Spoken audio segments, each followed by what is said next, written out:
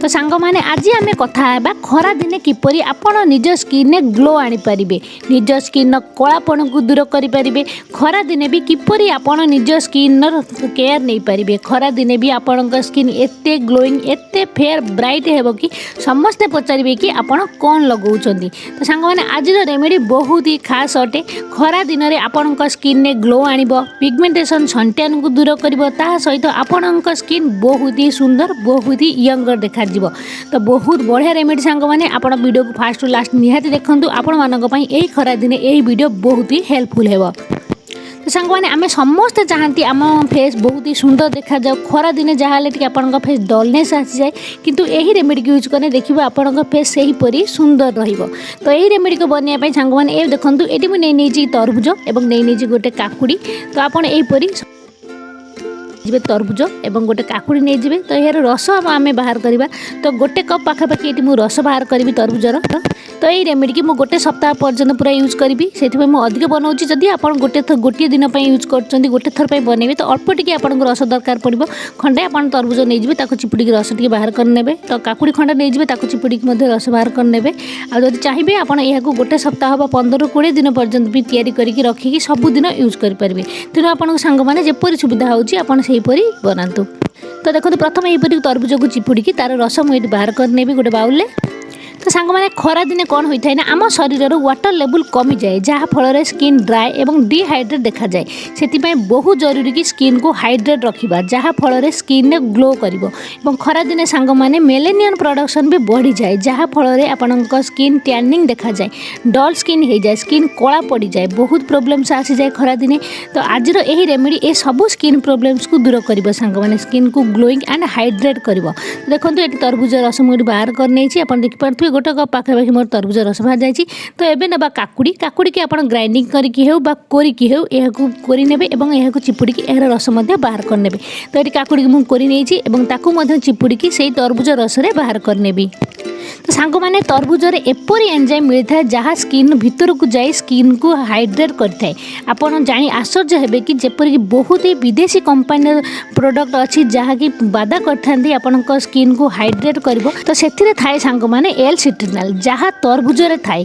यही एल सिट्रिनल सांग माने थिबा कारण यह आमको बहुत ही अधिक दाम मिलता है। और आपण भावतु यही एल सिट्रिनल आपण को तरबुजरे बहुत ही अल्प टंकार आपण को घर पाखे ही मिल जाव।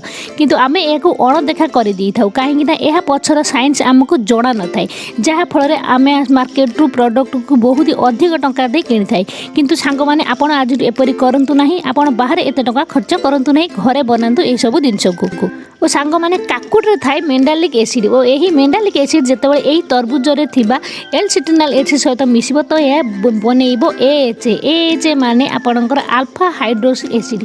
यही एएचए एते पावरफुल एंजाइम अटे कि यह आम स्किन ने थिबा सबु डेड सेल्स को बाहर कर दे थाए, जहाँ फल आम स्किन तले थिबा सबु नुआ सेल्स बाहर को आसी थाए, जहाँ फल आम स्किन बहुत ही यूथफुल बहुत ही ग्लोइंग एंड बहुत ही हेल्दी देखा जाए थाए। तो देखो सांग मैंने ये काकुड़ी रस को मुझे बाहर कर नहीं। तो तरबुज रस काकुड़ी रस को जो आप सब बाहर करने यह गोलैकी भलसे गोले ने गोले सारापर आपड़ यह अध घंटाए से छाड़ी अध घंटा छाड़देले कौन है ना सांग मैंने तरबुजरे थिबा एलसिट्रिनल एवं काकुड़ीर मेंडालिक एसिड मिसी एक केमिकल रिएक्शन करने। और यही बहुत भल तैयारी हेबो आपणकर एएचए आम स्किन ने ग्लो आनिबा एवं अध घंटा देखिए जिते हो भलसे आम गोले नेबा एई पानी एवं एथिरे सांग माने एबे आमे मिसई नबा गोटे बा 2 चामच आम मिसई नबा एटी मुल्तानी मिट्टी। मुल्तानी मिट्टी सांग माने खरा दिन पे बहुत ही भल काम करता है, आपण स्किन ऑयलनेस को दूर करिवो एवं गोटे क्लींजर काम करता है, ता सहित दाग धब्बा पिगमेंटेशन को दूर करिथाय सांग माने मुल्तानी मिट्टी। जदि सांग आपण पाखे मुल्तानी मिट्टी नहीं तो किसी कथा नहीं, आपड़ यह बदल बेसन भी यूज करेंगे बा चाउल गुंड भी यूज करेंगे। जदि मुल्तानी मिट्टी अच्छी तो आप मुल्तानी मिट्टी यूज करूँ, ना तो आप बेसन बा चाउल गुंड भी यूज करेंगे। तो ये मुझे नहीं 2 चामच मुल्तानी मिट्टी और मुल्तानी मिट्टी पकई सारापर सांग मैंने ये आम नहीं 2 चामच चंदन पाउडर। चंदन पाउडर सांग मैंने खरा दिन आपण स्किन में कूलिंग इफेक्ट आनी थाए, बहुत ही भल काम करता है, दाग धब्बा पिगमेंटेशन को दूर करता है। सांग मैंने जदि आप पाखे चंदन पाउडर ना तो किसी कथा नहीं आप स्किप करने आमर मूल लक्ष्य सांग मैंने रही कि काकुड़ी रस और तरबुज रस को आमको स्किन लगाइबार अच्छी किंतु आम जो चंदन पाउडर मुझे मिसेली तो एक्सट्रा आउरी बेनिफिट्स देवाई मुझे मिसेगी जदि ना तो आप स्किप करेंगे। ये मुझे नहीं एलोवेरा जेल जदि आप पाखे अच्छी तो मिसातु ना तो स्किप करेंगे। तो ये सब जिनस को आम भलसे पूरा गोल नवा। जदि सांग मैंने आप अल्प बनवाक चाहूँगी तो अल्प टिके काकुड़ी रस बाहर करूँ से अल्प टिके तरबुज रस बाहर करूँ और गोटे बा 2 चामच आप गोल नि मुल्तानी मिट्टी और यह गोटे फेस पैक बनीज आप फेस लगाइबे और 10 ରୁ 15 मिनट रखिए और तापर धोई ने। तो यही फेस पैक को सांग मैंने आप सप्ताह 2-3 थर कर यूज करेंगे।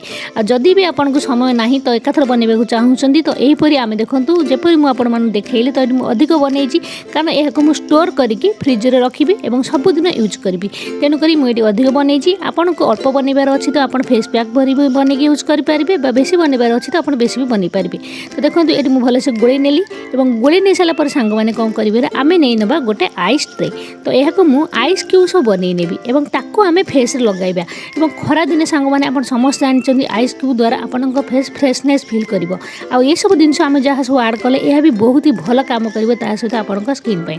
तो देखो ये आइस ट्रे आम ये सब भर्ती करनबा और यह आपड़ फ्रिजर रे 3 ରୁ 4 घंटा रखिदे भलसे पूरा सेट होगापाई और तापर आम यह यूज करवा। ठीक अच्छे तो ये रखिदे और 3 ରୁ 4 घंटा पर देखूँ यह भलसे सेट हो जाए।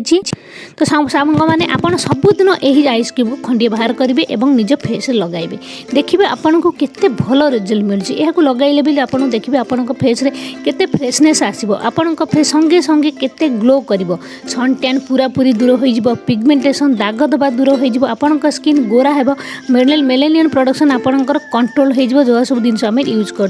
तो देखिपे तो चलते देखी दूसरी मुझे यह फेस लगे देखी कारण बहुत लोग मो सांग मोर एपदी अच्छा कि जब मुझे लगे न देखी तो से विश्वास हेनी। तो चलते मुझे फेस रे भी लगे देखी दूसरी। तो एथुर आप खंडे नेबे और फेस को प्रथम भलसे ठंडा पानी रे खाली धोई नेबे नॉर्मल पानी रे धोई नेबे और ताकू आप लगेबे जेकोसी फेस पैक हो किसी भी जिनस जो आप फेस रे यूज कर तो फास्ट आप नॉर्मल आपन फेस को भलसे खाली पानी रे सादा पानी रे क्लीन कर नियंतु। आ आम जो चंदन पाउडर मुल्तानी मिट्टी मिसेइछन यह आपनकर एक नेचुरल फेस वाश भी काम करिवो आपन को अलग से किसी फेस वाश भी करने को पड़ोन जदि आप यूज करेंगे। तो सबुदिन आप गाधेला बेले भी यह यूज करेंगे जहाँफल आपको अलग से किसी भी फेस वाश लगाइबा पड़ोनी। तो यह आप फेस रे भलसे लगाइबे जदि आपन पाखरे समय अच्छी तो आपन यह 2-4 मिनट 5 मिनट आपन फेस रखिए और तापर फेस को वाश करने और जदि आपन पाखरे समय ना तो ये भलसे लगाइबे और हाथ में टी भलसे मसाज करने और तापर फेस वाश करने। तो यही आइस क्यूब सांग मैंने आप फ्रिजर में रखिकी 15 ରୁ 20 दिन पर्यंत यूज करेंगे। आ यही एक ठंडा ठंडा जो आप फ्रेश लगेबे ना सांग मैंने तो देखिए आपको केते बढ़िया फिल हो केते बढ़िया लगे सांग मैंने आपन को।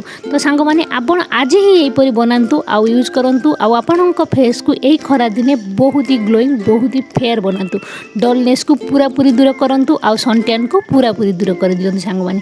तो सांग मैंने आज वीडियो आपण किपर लगे आई होप आज वीडियो आपण बहुत ही पसंद आसो जदि वीडियो भल लगे तो लाइक नियत करेंगे आ मो चैनल को सब्सक्राइब भी करने यहीपरी सब भल भल वीडियो देखापी। आज आपन जदि किसी टॉपिक पर वीडियो देखा चाहूँगी प्लीज मत कमेंट करेंगे। तो सांग मैंने पुणी देखा नेक्स्ट वीडियो रे तब तक के लिए bye bye and take care.